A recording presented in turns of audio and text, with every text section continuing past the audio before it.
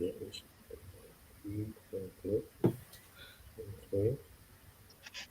right, people, your boy man Mike here, coming at you guys with yet another rendition, edition, whatever the hell you want to say, of a Red Cup Rants. This is just a live Q&A. It's going to be a quick, not too quick, not too fast, but kind of get you guys thoughts. You guys have any questions? We don't really have a lot of topics today, to be honest, man. This is it's quiet. I know a lot of you guys probably have something on your mind that you want to get my opinion along with Kevin and Miss Maggie T. I get tired of hearing myself talk, so if Kevin wants to command the show, take over, do his things, do his thing, he can do it, man.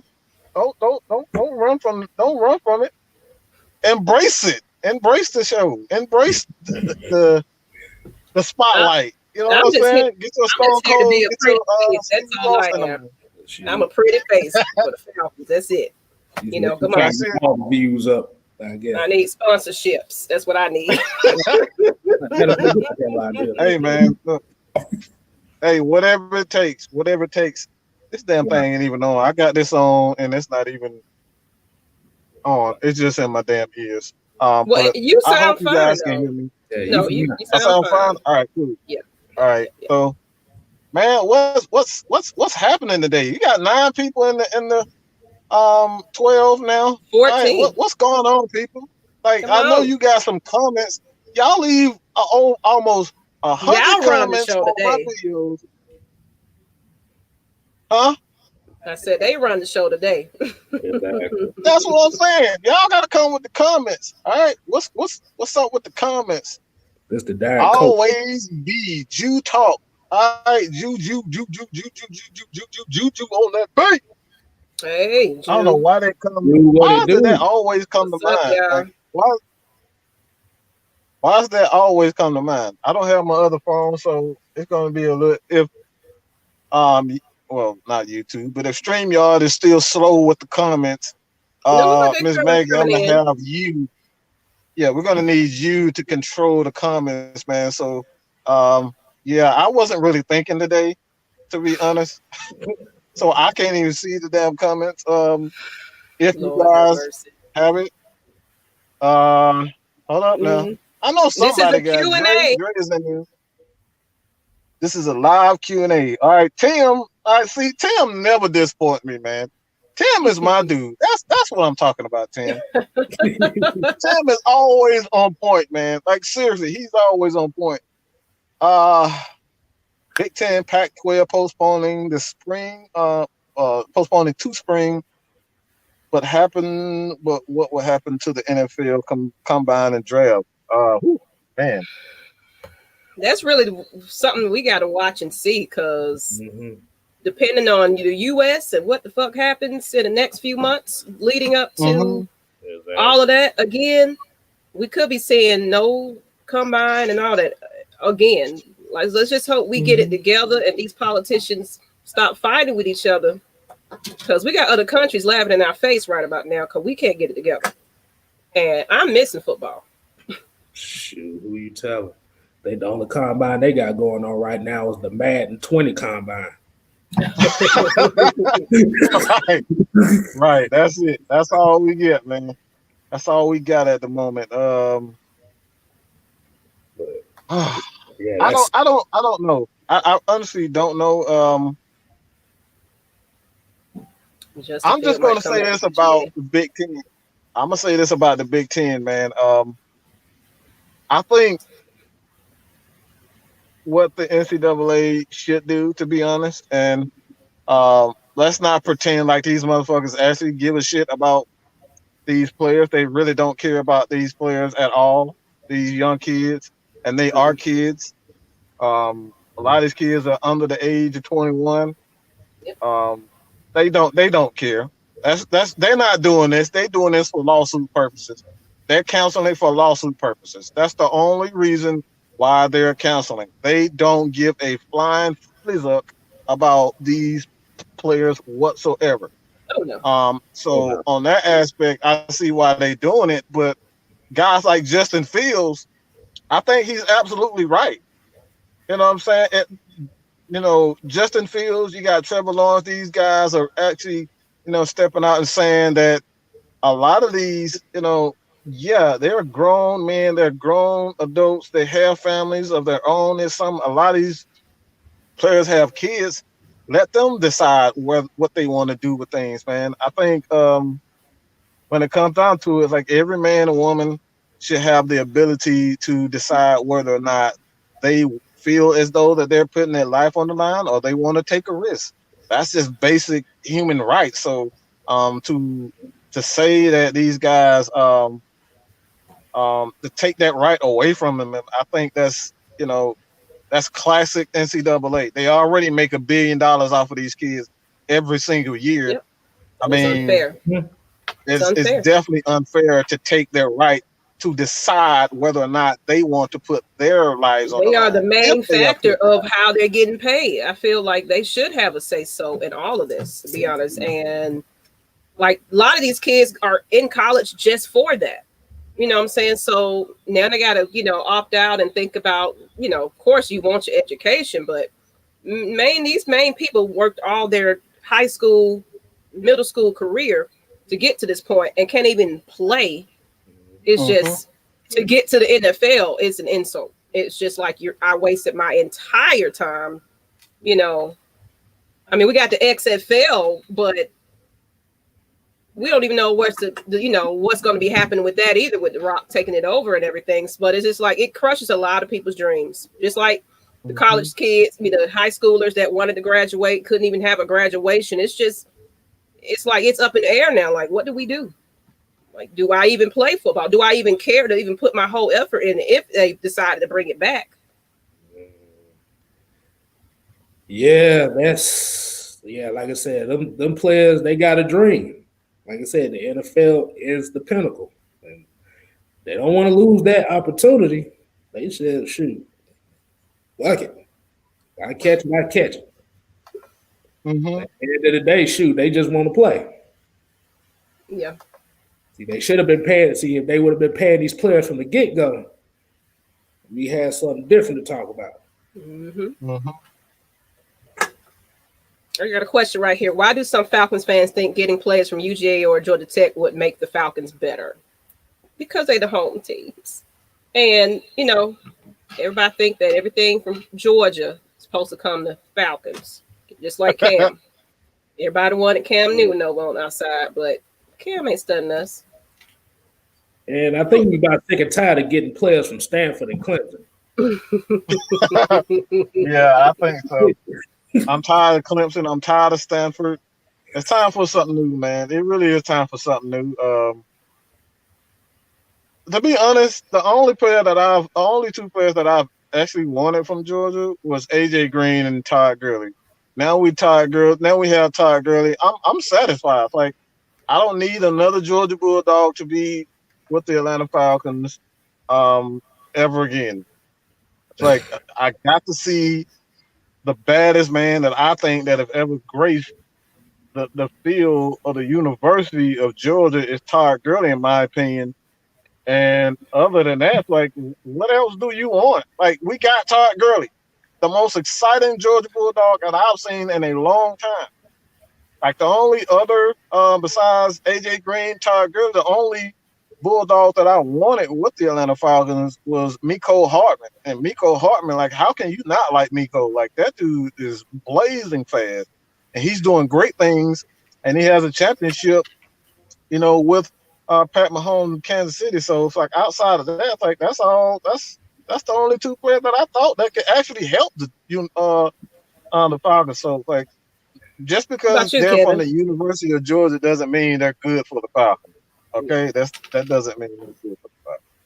What about Tech? Well, Tech ain't not really known for putting out a lot of good players. I'm just gonna speak out out of Calvin Johnson, Jonathan Dwyer. Hold up. It's what's the safety who played with Green Bay? Oh, you're talking about Morgan Burnett? Like that was the only one that I remember that was like outside of Calvin that was really worth anything, to be honest. Worth like outside of that, like Tech really hasn't put out a lot. Just like for me, I don't think Georgia has put out a lot of NFL worthy talent. To be honest, but I I'm the main one that's not rooting for UGA. I mean, I love seeing them when they play with UGA, but yeah, coming to the Falcons, no. Try girly, of course. I'm a girly girl, but that's about it. And I guess now we are converted girly men. So yeah. Really? Because his last game against us, he ran against us. I said, yeah, that boy is something else. Your notifications. Man, that's the season isn't ready to propose this season. What happens when some decides to play and some decides to wait until the spring to national championship games? I don't know. I really don't know. That's if they have much of a season. Like they might just let them play like a little half, few games just to say they have something going. I don't even think it's going to be a full on, like you got all these, conferences leaving and everything. It's kind of like, what do you do? What do you do? It's like now everybody's scrambling to decide what's going to be the main factor. I don't know. Let me see. I don't know, kid. Like seriously, I don't know, man. Go ahead. It's a tough one. I mean, like you said earlier, like I said, these players thinking about other things than football. These schools, like you said, they don't want these lawsuits because players start catching it and all the student bodies start catching it. Like I said, there's lawsuits ready for that ass, and they don't want to take the chance. Mm-hmm.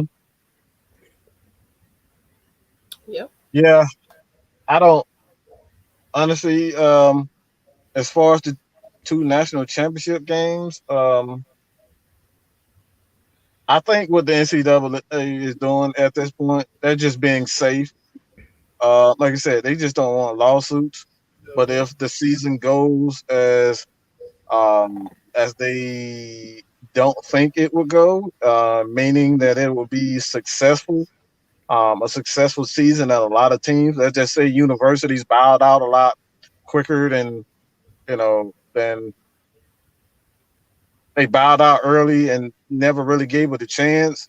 If it end up going well, and COVID, these issues with COVID end up decreasing, they're gonna look like some fucking idiots. They're really gonna look like idiots at the same time because they didn't give these guys a chance to just, like I said, I'm not taking COVID lightly, but at the same time, man, like you got to give people a chance to make their own decisions. And these are grown men and grown women. The women, like nobody talking about basketball and the NCAA with the women. They have no say-so in whether or not they can play basketball. Nobody's talking about that. And the NCAA just wants to sit back on their throne and their piles of money like Scrooge McDuck and just spend everybody's hard-earned money, their blood, sweat, and tears. Like they didn't give a damn about Eric LeGrand when he broke his neck on the fucking football fields. Like nobody think about this type of shit. Now all of a sudden we're supposed to think that you give a shit about COVID-19 and these players. Like the NCAA is like, we're talking about one of those crooked organizations. I'm not even gonna call them a fucking organization. They're a mafia group. That's what the fuck they are. They're lower than a mafia group. All right, these guys. But even the mafia has some fucking principles. These guys are lower than even the mafia. Okay, that's an insult to the damn mafia. NCAA are absolute crooks. They're a Satan. They're Satanists. These guys are absolute worst shit because they spend money and these guys break their fucking necks. And then next thing you know, these guys don't even have the opportunity to make a fucking decision for themselves. And then they sitting at home You know what I'm saying? After a broken neck, and then these guys don't want to give them any type of, medical assistance. These guys have to go on ESPN and go on these shows to kind of get someone to feel sorry for them, so they can get the a regular fucking checkup because he broke his damn neck playing college football. These type of things happen all the time. The NCAA does absolutely nothing. So all this crap that they actually care about these players, they don't give a shit about this. All they trying to do is prevent all of these damn they just trying to prevent.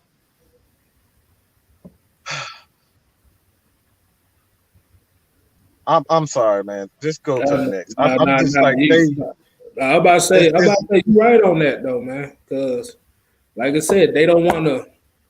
Like you said, first of all, they don't want to pay the athletes.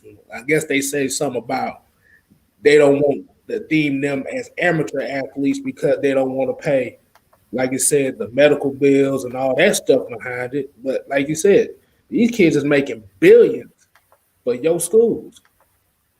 And like I said, you want to suspend them for little minor stuff. Like you said with Todd Gurley, that whole jersey situation. Mm-hmm. Like my gosh. That was some horse shit, to be honest with you. Wasn't there a player from Oklahoma a few years ago that got suspended from the team because he was looking at a car? Was it Jason White? It was Dez White got Dez. I think Dez Bryant got in trouble for like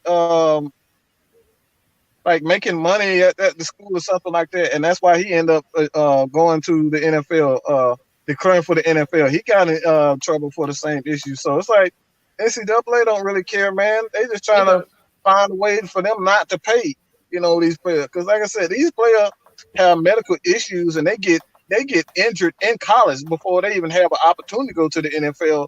So their lives are already ruined before they even, get the life before their life is really even going, man. Like their life is pretty much ruined because the NCAA don't want to just simply help these guys with simple medical, issues, man. So it's like, man, the hell with the NCAA, and they don't care about these players, man. They really don't.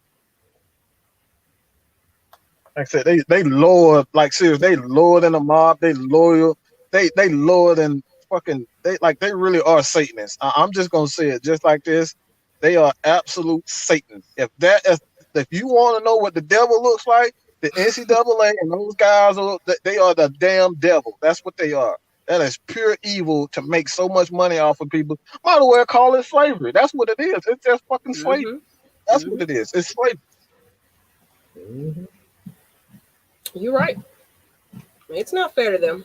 They should be able to get some kind of incentive for making people it's sold out. Games are sold out. The money is coming. The jersey sales, all of that, and they don't get no kind of nothing. So it's like whatever they do with the season, that's just what they're gonna do. They're gonna make their own decisions based on how they feel. Right. And that's how I look at it. But moving on, who on the Falcons defense do y'all see stepping up the most? Kel, you can go with that one. Oh, you want me to take that one? Yes, sir. Do you want me to go to obvious, or do you want me to go? Hey, man, go where you want to go, man. It's your show. Go ahead, do your thing. I appreciate it, man. I see Kendall Sheffield. Wow, I like that. What do you see about Kendall Sheffield that really has you thinking that he's going to be a big time player? What do you see out of Kendall Sheffield? Well, like I said, I took account the last maybe 6 games of the season for what I was seeing. Like I said, he has the speed. But the one thing I like about him is he's a dog. He got that fight in him. He's not scared. Mm-hmm. And like you said, that's somebody that you want on the other side of AJ Terrell. Mm-hmm. Oh yeah. Like I said, I like Isaiah Oliver's physicality and his size, but that motherfucker can't. Like I said, he got a long curve going with him. It's the Robert situation with him all over again. I'll say this about Isaiah Oliver, and it necessarily isn't my pick, but I think what Isaiah Oliver is a victim of system. It's the same thing that we had with Desmond Trufant. He got lost in our system. Yeah, he was good enough to play man, to play a lot of zone, but Desmond Trufant was a man defender. That means he can play off, but he's better when he's closer to his defender and not playing so far off. So you don't get the best, Desmond Trufant, or you don't get the best Isaiah Oliver because they're so far off away from their defender playing that cover 3 scheme for the Atlanta Falcons, that bailout scheme.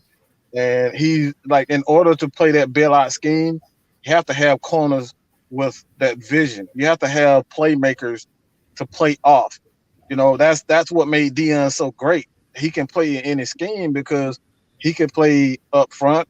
He could, even if he got beat at the line of scrimmage, Dion had that ability to make up for being beat, and that's something that Isaiah Oliver doesn't have right now.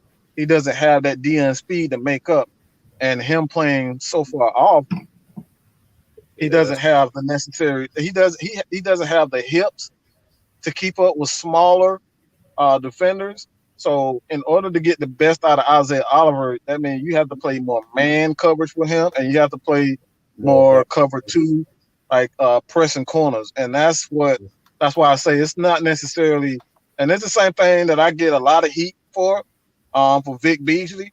It's because you have these guys playing in roles that it doesn't maximize their skill. Vic Beasley is a guy that needs space. When you put him up against guys like these big ass offensive linemen, he's going to get pushed around. So you can't put these smaller guys in, around 340 pounds like Caleb McGarry and Chris Lynchman. They're going to eat his ass for lunch, okay? Eat his ass for lunch. Like I'll be eating fucking tacos, okay? They're going to eat his ass alive, all right? Like a bag of chips. They're going to eat his ass alive. And that's the same thing with Isaiah Oliver. Isaiah Oliver is a terrific corner, but he's in the wrong system. He needs to be in a system where he needs to be more physical. All right, and that's what's wrong with him. So, but to be short, since I don't talk about Isaiah Oliver, I think the guy that I'm most impressed with, that I think is going to make a huge. I'm going to say this, and I said this kind of early. I said this Friday on Red Cup Rants, the Falcons edition. Deion Jones. Too many people are disrespecting this guy. This guy's a baller. Deion Jones is a baller. How many times do we have to go back and watch several replays of him picking off Drew Brees like he's just a fucking scrub? Like he made Drew Brees look like a fucking scrub. He owns Drew Brees. Deion Jones owns one of the best quarterbacks in the history of the game, and he makes him look like a scrub. And people all of a sudden just forgetting about Deion Jones like he's nothing. This man is a top linebacker in the league, and he's going to make you remember who he is this year. I'm telling you, Deion Jones, I'm not going to say he's going to be a defensive player of the year, but Deion Jones is going to make people remember who he is. That's what I think. Maggie, who you focus on this season? You know what? Now, everybody is not really talking about him, but I honestly see Takk McKinley. Like, have you guys seen him on recently? Like, he really took his hiatus, stayed off of social media. It looks like he's been working out. He's in shape looking. He looks just physically better. Hopefully he's better mentally, but physically he looks ready. Like he's there, he's practicing, he is focused. So I think that he's going to be actually, because this probably put some fire up on his ass. Like, look, you can be replaced. You know, you was the big hype when you got drafted and everything, but you still have to prove yourself to stay here. Yeah. And ain't nobody else gonna want to pick him up after that either. So, I think that he's going to be actually a surprise to everybody. I think he has something to say this year. He might make an impact. Now, it might not be, top, but we're going to see some great improvement from him. I definitely think so. So I said, don't sleep on him. And Keanu Neal, you seen them workout training videos I shared? Oh, yeah. Like he looks ready to go. So I'm absolutely excited for people coming back, so we can have this defense together. And I think we're gonna be pretty good this year. Yeah, That's just me. Like I said, the only reason I ain't say Deion Jones because I know what he can do, so I ain't got to say on that. Right. We know what he do. Like you said, he's a safety playing linebacker, and like you said with the whole Isaiah Oliver thing, I think what will also help him is if this pass rusher get to this quarterback. Yeah, that's a great point. Because the pass rush is a corner's best friend. He can definitely take chances and bite on routes that he typically can't route when you're not getting that pressure. You got all day to get open. Like you don't need if a wide receiver has more than 3 seconds to get open, you've already lost. No corner in the league can stay with a guy like Julio. Like you can't stay with a guy like Taylor Gabriel for more than 3 seconds. If you got more than 3 seconds, if a wide receiver had more than 3 seconds to get open, you've already lost. Like no corner in the league can stay with a receiver in the NFL that long without actually getting open. So yeah, man, pass rush is going to be huge. Especially the quarterbacks we playing this year, boy. Grady Jarrett and Marlon Davidson they gonna crash that middle. That'll help them a whole lot this year. Definitely. What are our questions? You got them statues we playing against this year. It's like, shoot, hey, it's time to eat. Right.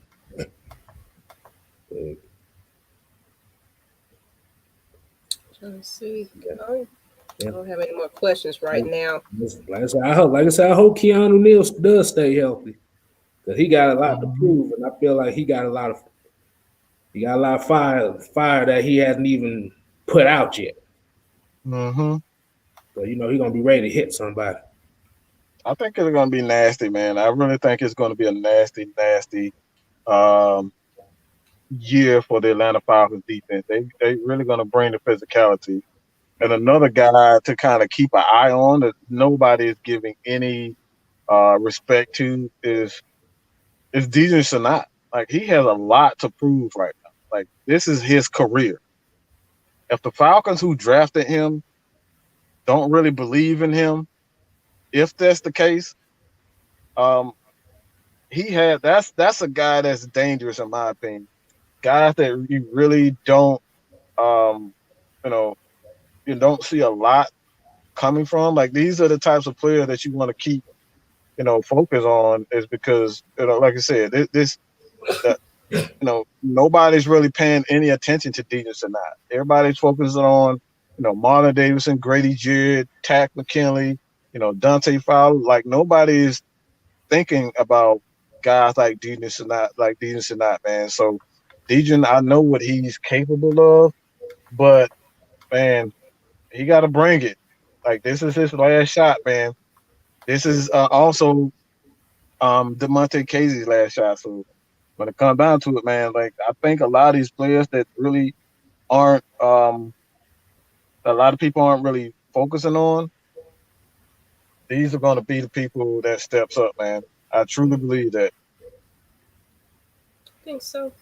That's good for them, though. Like you said, that's pressure that they don't have to take on. Like I said, they can play their game. Question: how do you feel about giving players nicknames before they even step on the field? So the big hype, just already expecting a lot out of them, and then they come to the NFL. It's a whole little ball game for them. It's a new adjustment, but already coming on with the field with nicknames. I think, like, for me, I think they have to make a statement first. You know, they got to see how they gel with their team and everything before we even, you know, like this for to be the top player or whatever. Like, everybody's big hype about a lot of these players, and a lot of time they've come out to be a bust, especially these first round picks. Just saying. That's what I'm talking about. I just made a whole video about that. I just ran it for an hour yesterday on that same bull crap. Yeah. Marlon Davidson talking all this shit in press conferences, but we don't know what he's going to do against grown ass men. Yeah. Right. I like him. I like his personality, but we don't know if he's going to get bullied. And like, bullies get bullied in the NFL. Bullies get bullied in the NFL. We got some bigger, faster, tougher offensive lineman, defensive lineman than him. He might have did that in college, but when you get into the NFL, man, like I said, these are bullies that bully people. Especially veterans. They see you coming. They know you new, so they finna try you. Mm-hmm. Trust and believe. They're gonna give you a nice welcome to the NFL sack. And you ain't ready for that one. Yeah, you don't want to have a nickname as the headhunter coming to the NFL, and then all of a sudden you can't hit shit. Mm-hmm. Yeah, you don't want to be the showstopper, and you can't even goddamn make a play. They gonna boot your ass out of the league so fast. That's my thing, man. It's like people put all these expectations on players. Like, we gotta let these players play first. Like, coming out that, and that's why I always. I'm always on guys like Vic Beasley's side. You know, these guys who are drafted in the first round, is because we put all these expectations on players before they even get to the NFL. Like, they had visions of Vic Beasley being Von Miller before he even stepped on the damn field. Like, they compare him to Von Miller. It's like, bro, let him get to the NFL and prove what he is before we start labeling these guys the next Joe Montana, labeling the next Matt Ryan, labeling Vince Young, the next Michael Vick. Y'all remember that talk? Vince Young was going to be the next Michael Vick and all this type of stuff. Like, let these players actually play a game. Hell, Tim Tebow was drafted in the first round. Oh, God. And what, he's supposed to be everything. He was supposed to be God. He was supposed to be God in the NFL. What the hell he baseball, he commentary or something. He ain't even playing. He ain't doing nothing. Like, that's what I'm saying. Like, let these players actually prove something before we start to give them nicknames. And look, like Dre said, man, these some grown ass men. Okay, hey Nikki, hey Dre, what's good? These are grown ass men, and at some point you gotta say to yourself, man, it's like, even in high school, you know what I'm saying? Everybody, even in the neighborhood, we all seen that one guy that loved to pick on everybody end up getting his ass whooped one of these days. You know what I'm saying? So, like I said, bullies all have their day. They're all gonna have their day. So let these guys actually, let these guys prove themselves before we start labeling him the GOAT and, you know, the next Von Miller, the next Matt Ryan, the next Michael Vick. Let them do their job first, man. There's a question I see over here. It says, who gets on your nerves more? Matt Ryan haters, Vic fans, or the New Orleans Saints? Come on, who asked that question? Hell, I can't stand the fucking Saints. I can't stand Matt Ryan haters, and I can't stand Michael Vick fans because they all knowing as hell. But I can't stand them damn Saints. They're some crying, and they fake as hell. We know y'all been 49ers and Green Bay fans. Like, people, even in New Orleans, they got you either three fans. All right, there's only three fans in New Orleans. All right, 49ers, the Packers, or Cowboys. Anything else, they're a line sack of crap. That city is divided, okay? That city is divided. There's no real Saints fans in there. And if they are, they probably like 200 years old, all right? There ain't no real fans there. Ain't no real fans in New Orleans.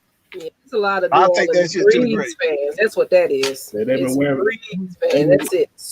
They've been wearing brown paper bags over their heads for damn near 50 years. Mm-hmm. Mm-hmm.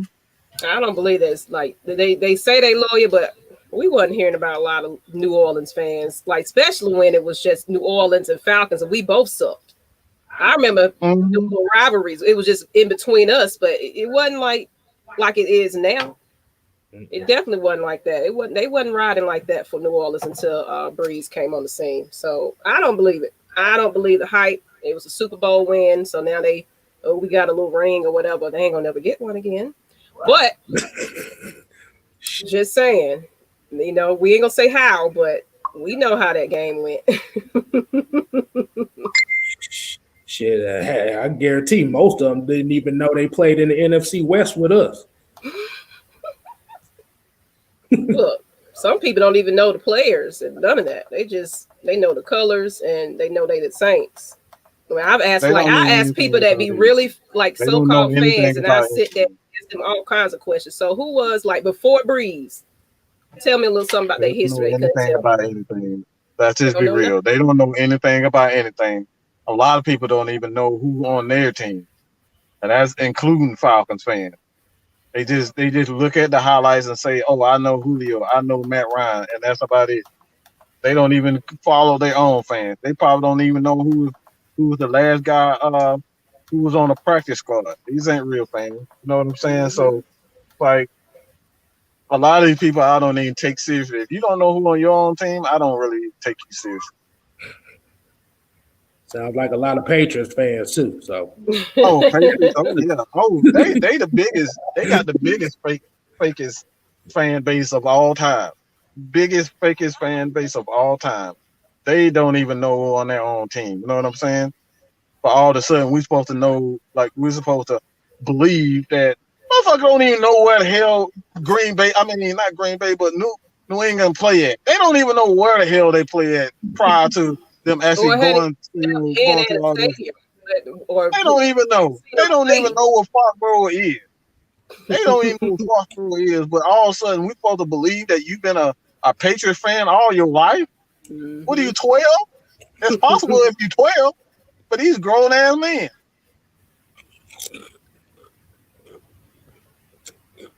Hey man, let's get a couple more questions. Let's get one more question. And we're gonna get into our potty shots. I was trying to read the question. What's the question? Do you guys think D-line is the key? No, hell no, absolutely not. O-line. Stop. O-line. Stop. No. Come on. We've seen this. We've been through this. We've been through this before. The Falcons have to have a running game. Nope. It's really that simple. This defense is good enough to get us to the playoffs. Well, they said O-line on that question, so they was right there saying O-line. I can't. That's why I was trying to read it for you. I'm seeing you trying to struggle. I can't see this. It looked like a D to me. All right, that motherfucker looked like a D. Maybe my ass. I need some goddamn glasses or something. I got contacts. Yeah, I'm used to doing on the computer, guys. That's an O-line. Yeah, that's O-line. No, even that I still don't think. Yeah, I don't think it's the O-line either. The O-line is pretty good for the most part.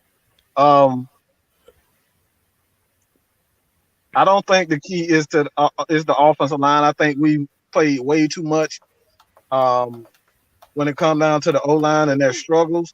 A lot of the issues, and like I said, I do film. I don't just look at a game and say they had, the Falcons gave up 8 sacks. A lot of people just say, oh, they gave up 8 sacks, but they don't get deep into it when it comes down to saying, like, why did they have 8 sacks? And what I've discovered in the last couple of days is actually one of the reasons why we brought in Todd Gurley is because of our running backs were absolutely garbage when it comes down to picking up blitzes and knowing their assignments. A lot of times I've seen Devontae Freeman, a defensive lineman is coming straight towards the quarterback. Devontae Freeman is right there. All he has to do is chip the guy, just nudge him, and Matt Ryan can get the pass off. And he does absolutely nothing, and he gets a sack. Those are not the offensive lineman issues. Even Austin Hooper, Devontae Cookie by nature, you follow him on Twitter. he had a breakdown of Austin Hooper's whiffs on his blocks, and the tight ends help out the tackles when it comes down to these guys actually, in pass protection. Running backs and tight ends are essential in pass protection. It's just not solely the offensive lineman. You got to have running backs, and I know you know this playing at Tech. Your running backs have to help out in pass protection and in the running game. They are just as at running game and passing game, so they have to, and they really have to, focus on their assignment, or your quarterback and the offensive lineman is going to be in bad position. So I don't think it's just simply the offensive line. I think people just don't look deep into what's actually going on, man. So yeah, I think it's all on trust. Mm-hmm. It's all on trust. Yeah, it's all trust. You got, like you said, you gotta have guys back there that you can trust that can pick that block up. Like you said, Freeman whiffed on a lot, and that's another reason why Austin Hooper got let go too. Like you said, can't block worth of shit either. He big, can't block worth of crap. He big, but he can't block, and that also kind of hurt him. Because, like I said, one thing about Jacob Tammy when we did have him, he could block. That's it. Yeah, you're right. You're right about that. And Levine Tuilolo could block too. Mm-hmm.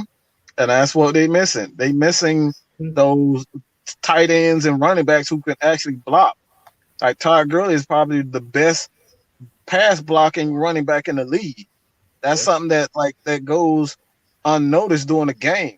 When a running back can't pick up a blitz, or he doesn't understand that he needs to chip this defensive lineman to kind of give Caleb McGarry or Chris Lindstrom extra time to kind of get to that person, that affects pass protection. It's not always on the offensive line.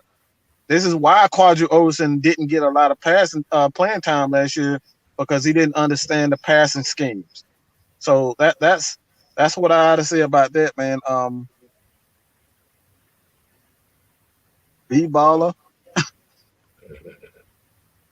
You need me to read it? As they say, I believe. Man, I can't see this shit, man.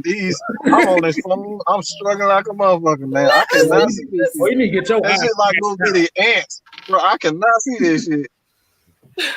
Okay, I'll read it. I believe doing the special team will give us a big boost. Ben Kowicka is a damn good coach. We saw the discipline last year. I'm not worried about the kicking game, man. I'm not worried about the kicking game. I'm more worried about the special teams as far as the return game is concerned. Anytime you can help pin a defense in with like the 10-yard line within about the 10-yard line, to give the defense 90 yards instead of 80.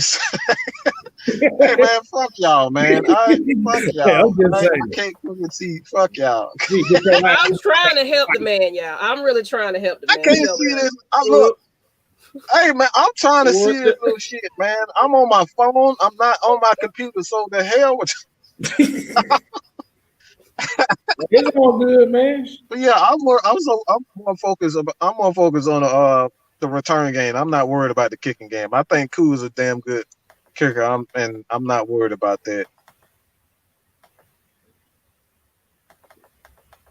Yeah, he stepped up when we needed him the most. Mm-hmm. I guess you can call him 7 in Atlanta. Mm-hmm. Yeah, because Matt Bryant, he was done, man. He looked like his career was just like he just fell off the earth. You know what I'm saying? So I'm not worried about the kicking game, man. I'm worried about the return game, because honestly, in the NFL, kicking, like if you're gonna rely on the kickers anyway, you've already lost. Well, you already lost. Brady. Mm-hmm. Let's make this the last question. Since you trying to struggle, do you believe this is the deepest Falcons team in a long? I don't have any problem with visions, but on this damn phone, I really can't see a damn thing. Do you believe this is the deepest Falcon team in a long time? I believe so. On paper? I believe so. You, like I said, you look at the running backs. You can't really see a weakness in the running game, even if you say that Ito Smith is probably the weakest link. Even he's played well last year in his his brief time. Like every running back on that roster actually played well last year. The receivers speak for itself. It's just I don't have to go too deep. All right, Nikki, be quiet. All right, leave me alone, Nikki. All right, Jesus freaking Christ. Yep, that He going blind. That's what's going on. He had to come out see the light. That's what he had to do. Hey. It is what it is, man. Look, man. See, this is why I'm a bully. This is why I'm bully. Y'all pick on me all the time, and then when I strike back, I'm wrong, man. Okay. Well, you don't scare me. I fight right back, Mike. So everybody else run from you. Mad Mike don't scare Miss Maggie T. Just letting y'all know. I cuss Mad Mike out. So for you to be blind right now, this is just golden right about now, because this might sell the video. Hey, man, whatever. They're gonna be sponsoring you glasses for the next episode. That's what. Hey, do it. I'm good with that. I'm good with that. America's best. Hey, hey, I'm good with that, man. I'm good with that. Shit. I guess we'll hit those parting shots right there, huh? Yeah, this was a slow and short one today. We just wanted to get on. We weren't for drawing y'all out for long, just because we felt like talking today. So, yeah, no parting shot. I don't know what I'm about to say. I guess I'll start since I'm running my mouth. I'm never a part of parting shots because normally I'm not even on. But people, wear y'all goddamn mask so we can have some sports. I love baseball. And I'm sitting here watching the WNBA, and you know what I'm saying? Atlanta United, they trying to figure out they're going to be playing and stuff like that. But I need to see these players playing, or my feelings are really going to be hurt this season. So please wear y'all mask. Don't be in no strip clubs trying to, buy chicken wings at Magic City. Stay y'all asses in the house so these players can play. And I'm like going through withdrawals. I'm watching old football games and I'm wearing my Falcons shirt for no reason. And I just need a season because they're trying to cancel the college games. Crack here right now. I am, man. Like, me and Kevin got a tradition that we have a whole tailgate going on for college football. And if they canceling that, I don't even know what to do. That'd be good for us because I'm tired of y'all whooping our asses. So. What? Yeah, and I like kicking your ass. So that's a tradition of mine. So I can yell and talk about it. We can use a break, damn it. No, that's all right. No, we need to kick y'all ass every single year. I don't care how many times we do that, but I need to see that every year. So we need y'all to wear y'all goddamn mask out here. Don't be tailgating or nothing. Sit at home. Watch the game on the TV. Stop trying to be fast and all this. Get your asses in the house so we can have some football this season because I'm about sick of it. That's all I'm saying. That's my parting shot. I ain't got nothing else. And yeah, Mike is getting bullied. Kev, you can go. Well, like I said, pretty much what she said. I mean, I'm tired of looking at ESPN watching spike ball and tag and shit. Like, nah, man. Like I said, the world game of poker and shit. But for real though, like I said, just make sure y'all stay safe out here, man, because this shit is real. And like I said, sports or not, like I said, you want to preserve life as much as possible. And like I said, I got my beer for the night, so that's gonna be my last. That's my final. I'm done. Hey, I know he's gonna throw that one in there. I'll say this, man. Let's try to take. Let's take this seriously, and what I mean by take it seriously, don't think this is a joke when it comes down to voting, man, because this guy who we have in office, it's like he's the sole reason for why all of this is happening. Let's just be real. He pissed off China, and China unleashed hell on the entire world. Okay. Yep. They unleashed hell on the entire world. He didn't take it seriously. He started shit with Kun Jong, whatever the hell his name is, Kun Jong Il or whatever the hell his name. But he started with him, and then it went to China. He, he made some crazy remarks about China, and China said, "Oh yeah, you want to start that? Okay, I got something for you."